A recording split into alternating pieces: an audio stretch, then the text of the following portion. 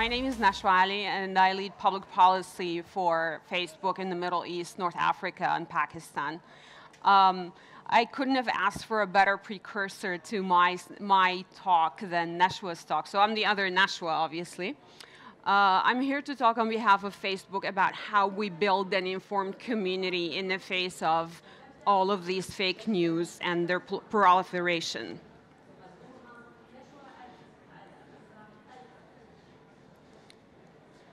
So what is fake news? Fake news is essentially information that is designed to be confused with legitimate news and is intentionally false. So fake news are essentially lies, and we all know that the most powerful of lies are the ones that are based on semi-truth, because they tend to create the most harm. We first all became acquainted with the subject of fake news, or the term of fake news, through the US presidential elections of 2016, so when Mr. Trump started calling everything fake news.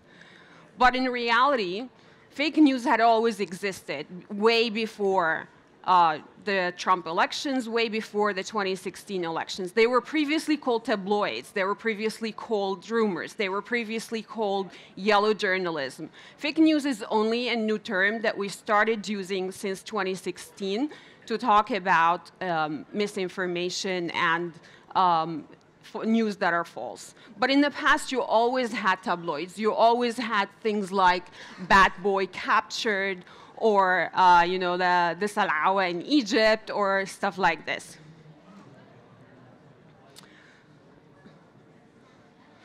We also had our fair share of fake news in the Arab world. So wishful thinkers talked about how Mr. Trump, who was banning people from entering the US, was starting to sign visa-free travel policies for certain countries in the world, in the Arab world, to enter the US without visas. We saw the chief of the UNRWA urging aid for Gaza victims using photos of a Syrian girl and then later apologizing for doing so. In the United Arab Emirates, the National Media Council conducted a survey that showed that Facebook users in the UAE, 26% of them believe Facebook to be a trustworthy news source. And that's only like 4% below TV, as you can see. So let me be clear. Fake news is not only a technology company problem. It's not a problem for Facebook or YouTube or Google only, or Twitter. It's a problem that affects journalists, users, media corporations, everyone, but especially news consumers who expect the news to be vetted and unbiased. And so we realized that even though we're only a platform, we're not content creators, we do not make the news, we have a responsibility to our users based on surveys like this to build an informed community, to make sure that our users are consuming news in an informed setting. So Facebook mission has changed over the past year, and essentially we look at ourselves as a platform to give people the opportunity and the power to build communities and bring the world closer together. And so we want people and our users to be able to share authentic information on the platform. We want them to be able to participate in an informed community. We want the time that they spend on the platform to be time well spent, quality time, not just any time. We also work hard to take action on threats to our informed community, because that's what our platform is about. So any deliberate attempts to mislead or deceive the people, we take very seriously. So what is our approach to building an informed community? We want to stop bad actors, bad users from using our services. We want to be able to disrupt their economic incentives. We want the news feed that you use and you consume every day to be an informative one. And we also want our users and partners to be empowered to be able to consume the news in a way that is relevant to them.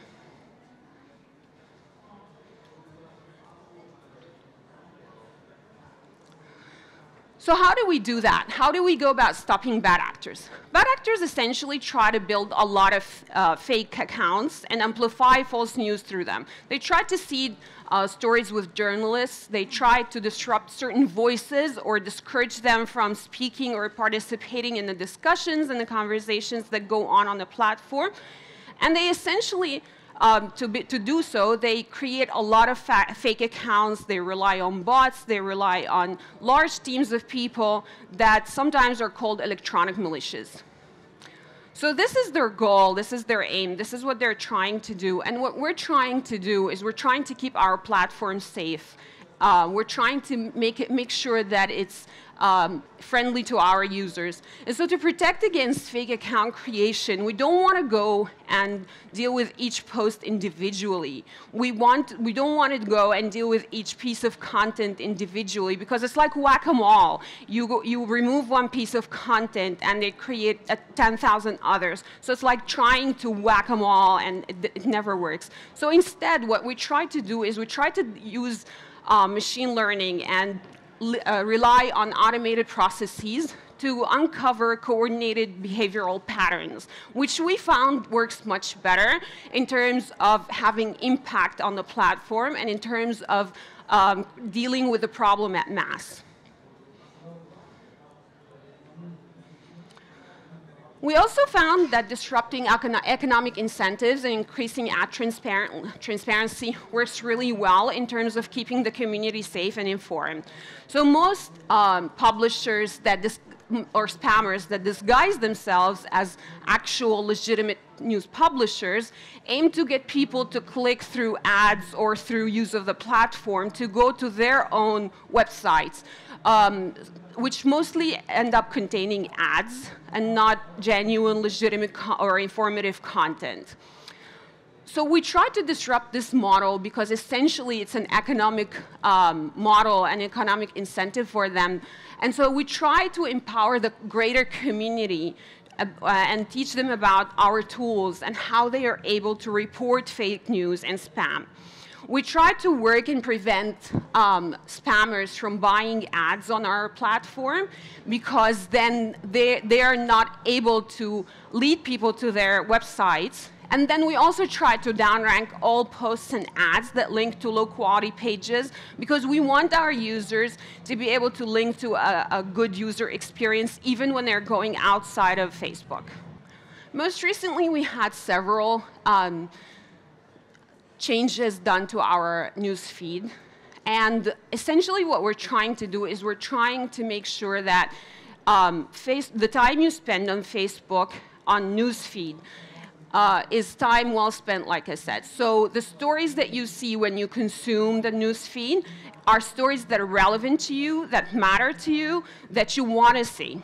And we rely on hundreds of signals in order to do that. So we look at who posted it. We will always prioritize the meaningful social interaction between you and your friends and family, news sources that you rely on, public figures that you interact with and follow closely. We also try to look at the patterns of behavior that you're following. So like if you're interacting positively with a specific post, you're showing a lot of likes, a lot of reactions, comments, shares, then this will automatically appear higher in your newsfeed.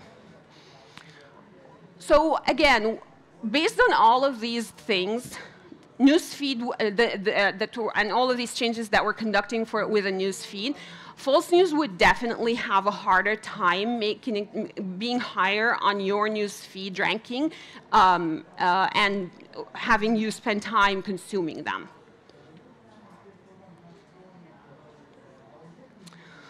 We also try to empower our community and partners because, again, and I have to thank the lady who was here who commented towards the end, because she was talking about how the consumers themselves, the consumers of news, the users, they have to be empowered. They have to learn to do their homework.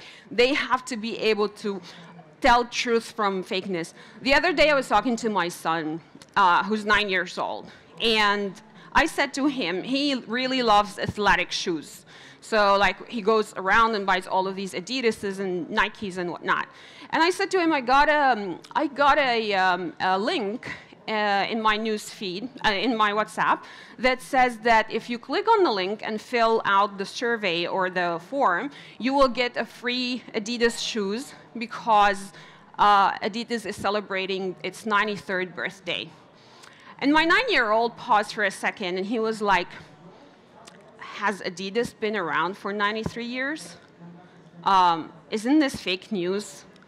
And I was so proud of him, and I thought to myself, if a 9-year-old boy is able to think about the parameters of a piece of information, then all of us here in this room, all of us in this industry, all of us who consume news on a daily basis who are adults should be doing a better job of the same. So how do we empower the community? We have a safety center that talks through all of our tools that prevent and stop bullying, that keep users safe online. All the tools that are available to our users in order to keep them informed and safe. We also do false news educational tools. So we hope to be able to soon launch in this region a public service announcement similar to what we've done in other parts of the world about how false news can be detected and how users should be able to not interact with false news. We also try to identify tips for false news and put them out there for our users. So again, if you see a piece of news, what is the process that goes through your head? When you see a headline, do you ask yourself, do I tend to believe it right off the bat? Do I think about the source of the news, the piece of news? Is the organization a credible one? Have I in the past consumed news on their website or web page that turned out to be misleading or false? We also worked closely with the industry, the media industry. So in the Middle East, we've launched our Facebook journalism project, which our media partnerships folks lead on in the region. Yesterday, we had a training program for journalists and media personalities back in the Media Lab for about 3 hours. We try to work closely with the journalists, uncover training tools, resources, how people can use Facebook in the journalistic field beyond just posting.